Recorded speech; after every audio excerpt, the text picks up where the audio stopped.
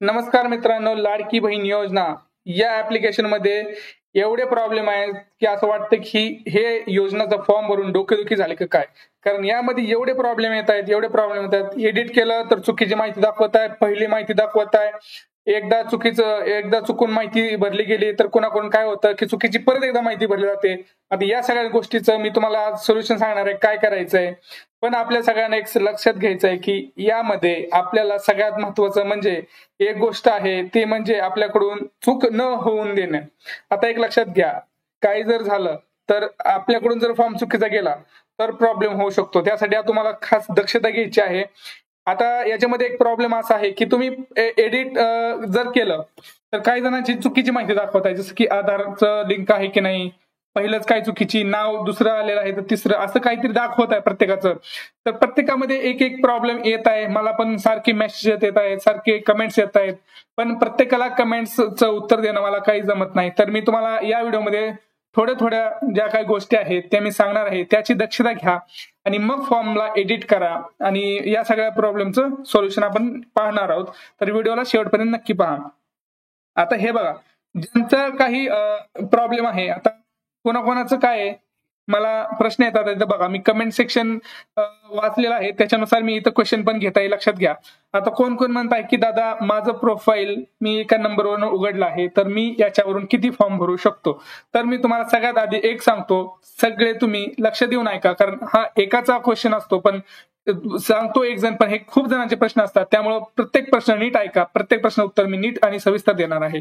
तर तुम्ही एका प्रोफाईलवर ज्यावेळेस तुम्ही रजिस्टर करता त्याच्यावरून तुम्ही कितीही फॉर्म भरू शकता, हे लक्षात ठेवायचं. पण त्याच्यामध्ये एक दक्षता घ्यायची आहे, प्रत्येकाचा फॉर्म पहिल्यापासून भरायचा आहे. म्हणजेच काय, मुख्यमंत्री माझी लाडकी बहीण योजना हा जो इथं ऑप्शन दिसलेला आहे तुम्हाला, याच्यावरती क्लिक करून प्रत्येक फॉर्म तुम्हाला पहिल्यापासून भरायचा आहे. आणि तो फॉर्म त्याच व्यक्तीचा भरा, तुमचाच भरू नका परत, हा प्रॉब्लेम होतो. आणि सगळ्यात महत्वाचं अजून एक गोष्ट सांगतो, तिथं मोबाईल नंबर त्याच व्यक्तीचा टाका ज्या व्यक्तीचं तुम्ही फॉर्म भरत आहात, कारण त्याला ओटीपी जाणं खूप महत्वाचं आहे. कारण SMS व्हेरिफिकेशन होणं हे खूप महत्वाचं आहे. कोणाकोणाचं अजून तिथं हिरव्या कलर मध्ये ज्याचं आलंय SMS व्हेरिफिकेशन डन, त्यांचं SMS व्हेरिफिकेशन झालेलं आहे. पण ज्यांना तिथं लाल अक्षरात दिसत आहे SMS व्हेरिफिकेशन, त्यांचं SMS व्हेरिफिकेशन झालेलं नाही, त्यांचं ओटीपी व्हेरिफिकेशन झालेलं नाही, हे त्यांनी लक्षात घ्यायचं आहे.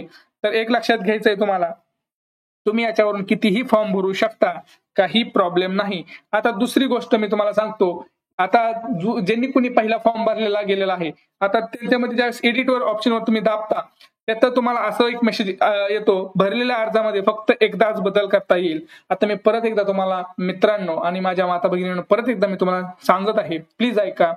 तुम्ही हा फॉर्म फक्त आणि फक्त एकदाच एडिट करू शकता, म्हणजे एकदाच दुरुस्त करू शकता. म्हणजे तुम्ही जो पहिला फॉर्म भरलेला आहे त्याच्यानंतर ज्यावेळेस ऍप अपडेट करत आहात त्याच्यानंतर तुम्हाला एकदाच अपडेट करता येणार आहे, म्हणजे एकदाच दुरुस्ती करणार येणार आहे. आता एक लक्षात घ्या, ज्यांना कुणाला एडिटचा ऑप्शन दिसत नाही अजून पण, त्यांनी प्लीज प्लीज प्लीज पहिल्यांदा आपलं ऍप्लिकेशन अपडेट करत जा. पहिल्यांदा ऍप्लिकेशन अपडेट करत जा. या ऍप्लिकेशन मध्ये दररोज काही ना काही चेंजेस येत आहेत, दररोज अपडेट येत आहेत. त्यामुळं प्रत्येक वेळेस ज्यावेळेस तुम्ही वाटत आहे मी फॉर्म भरत आहे, त्याच्या आधी प्ले स्टोअरवर जा. प्ले स्टोअरवर जाऊन आपला जो काही नारी शक्ती दूत ऍप आहे तिथं टाका. तिथं बघा अपडेटचं जर ऑप्शन आलं तर प्लीज पहिल्यांदा अपडेट करून घ्या. कारण प्रत्येक अपडेटमध्ये काय होतंय, नवीन अपडेट येत आहे आणि मग जी काही चुकीची भरली गेलेली माहिती आहे ती माहिती नीट होत आहे, ऑटोमॅटिक होत आहे. आता हा प्रॉब्लेम का सांगत आहे मी तुम्हाला, कारण तुम्हाला सगळ्यांना माहिती आहे इमेज नॉट सपोर्टेड हा किती जणांचा प्रॉब्लेम होता, पण हा प्रॉब्लेम फक्त आणि फक्त ऍप अपडेट केल्यानंतरच गेलेला आहे. त्यामुळे एक लक्षात इथं घ्यायचं आहे तुम्हाला, तुमच्याकडून चूक होऊन देऊ नका प्लीज. काय होतं, आता मी तुम्हाला एक गोष्ट सांगतो, ज्यांचं कुणाचा आधार कार्डवर जो नंबर आहे, मोबाईल नंबर तो वेगळा आहे आणि त्यांचा बँकेत जो काही नंबर आहे तो वेगळा आहे. तर या नंबरचं कसं आहे माहितीये का, हा प्रॉब्लेम का होतो, त्या जर तुमच्याकडे जर नंबर नीट नाही टाकला गेला तर त्याचा ओटीपी तुम्हाला येत नाही. ओटीपी नीट नाही आला की मग प्रॉब्लेम होतो, तुमचा फॉर्म हा पूर्ण सबमिट होत नाही. मग त्याच्यामुळे तुमचं SMS व्हेरिफिकेशन होणार नाही, तुमचे बँक जी काही पैसे येणार ते येणार नाहीत. हे लक्षात घ्यायचं तुम्हाला. प्रत्येक बँकेतला प्रत्येक हा तुम्हाला नीट भरायचा आहे, हे लक्षात घ्यायचं आहे. कारण काय होत आहे, तुम्ही चुकीचा नंबर टाकता, चुकीची माहिती टाकत आहात, त्याच्यामुळे प्रॉब्लेम होत आहेत, हे लक्षात घ्यायचं आहे. आता रेशन कार्ड बद्दल तुम्हाला मी सांगतो की रेशन कार्डचा पहिला भाग टाकायचा आहे की दुसरा भाग टाकायचा आहे. एक लक्षात घ्यायचं आहे, रेशन कार्डचं ज्याच्यावरती तुमच्या कुटुंबाची माहिती आहे त्या कुटुंबाची माहितीवाला पेज तुम्हाला नीट टाकायचं आहे आणि मागचं पेज पण नीट टाकायचं आहे, ज्याच्यामध्ये तुम्हाला तुमच्या कुटुंबाची सगळी माहिती दिसणार आहे. पुढचं म्हणजे बँक पासबुक बद्दल मी तुम्हाला गोष्ट सांगत आहे की बँक पासबुकचं कोणतं तुम्हाला नेमकं हे टाकायचं आहे, तिथं अपलोड करायचं आहे इमेज. तर त्याच्यामध्ये तुमचं जे काही अकाउंट डिटेल्स असतात, बँकचे अकाउंट डिटेल्स असतात, जसं की अकाउंट नंबर, तुमच्या बँकचा नेम, तुमचा IFSC कोड, हे सगळं जिथं आहे ते तुम्हाला अपलोड करायचं आहे. हे लक्षात घ्या. ज्याच्यावरती बँकच्या एंट्री असतात त्या एंट्रीवाले पेजेस टाकायची गरज नाही. मला क्वेश्चन खूप येतात म्हणून मी तुम्हाला हे सांगितलं आहे. पुढचं म्हणजे एक लक्षात घ्यायचंय, आता ज्यांचा आदिवासी प्रमाणपत्र नाही त्यांच्यासाठी त्यांनी काय करायचंय, आपलं मतदान कार्ड टाकलं तरी चालेल, पण ते 15 वर्षापूर्वीच असावं हे लक्षात घ्यायचं आहे. ह्याच्यामध्ये काही डाऊट असतील तर परत एकदा तुम्ही सांगा, मी परत एकदा तुम्हाला कमेंट सेक्शन मध्ये याचं नक्की उत्तर देईल. पण प्लीज तुमच्याकडून फॉर्म भरताना चूक होऊन देऊ नका. आता काही म्हणतात की आम्ही पासपोर्ट फोटो काढू का? तुम्ही मित्रांनो एक काम करा, तुम्ही नीट उभा राहा कॅमेरामध्ये आणि जवळून फोटो घ्या, तर तो पासपोर्ट साईज फोटो तयार होतो ऑटोमॅटिक. फोटोवर फोटो काढू नका, कारण काय होतं, फोटोवर फोटो काढल्यानंतर फोटोची क्लॅरिटी येत नाही.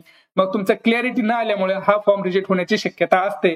त्यामुळं फॉर्मला नीट आणि व्यवस्थित भरायचं हे लक्षात घ्या.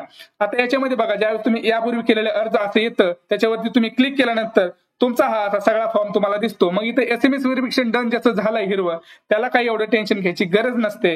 पण जिथे यांचं रेड येत आहे त्यांचं व्हेरिफिकेशन झालेलं नाही हे लक्षात घ्यायचंय. आणि पेंडिंग टू सबमिटेड याचा अर्थ मला खूप जण विचारतायत की दादा इन पेंडिंग टू सबमिटेड म्हणजे काय? तर एक लक्षात घ्या मित्रांनो, एक लक्षात घ्या माझ्या सगळ्यांना, त्यांना एक गोष्ट सांगणं आहे की जे काही तुमचे आतापर्यंत फॉर्म पेंडिंग होते ते आता कुठेतरी सबमिट झालेले आहेत. आता जसं याच्यावरती पुढील अपडेट येईल तसं मी तुम्हाला लगेच कळवेल. पण आतापर्यंत याचा अर्थ असा आहे की तुमचा फॉर्म आत्ताशी सबमिट झालेला आहे. आता तो तुम्ही पात्र ठरला की नाही, पुढे त्याच्यावरती काय येतंय हे ऍपनुसार बदल जेव्हा होतील तेव्हा मी तुम्हाला नक्की सांगेल. पण एक लक्षात घ्या, प्रत्येक सोल्युशनवर, प्रत्येक याच्यावर तर एकच सध्या तरी ऑप्शन आहे. तुम्ही प्लीज प्लीज प्लीज आपली माहिती अचूक भरा आणि ऍपला सतत अपडेट करत राहा. कारण काय होतं, तुम्ही चुकीची माहिती भरता.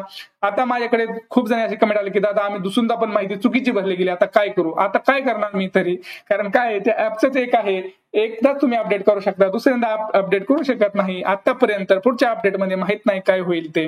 नंतर म्हणजे काय होतं की आमच्याकडून बँकचा अकाउंट नंबर चुकीचा टाकला गेला. आता किती सगळ्यात महत्वाची गोष्ट आहे, बँक अकाउंटचा नंबर ही जर तुम्ही चुकीची टाकली तर तुम्हाला नाही मिळणार पैसे, हे लक्षात घ्यायला हवं. त्यामुळं या गोष्टींची सावधानता बाळगा, या गोष्टी चुकीच्या टाकू नका, हे सगळ्यात महत्वाचं सांगणं आहे तुम्हाला मला.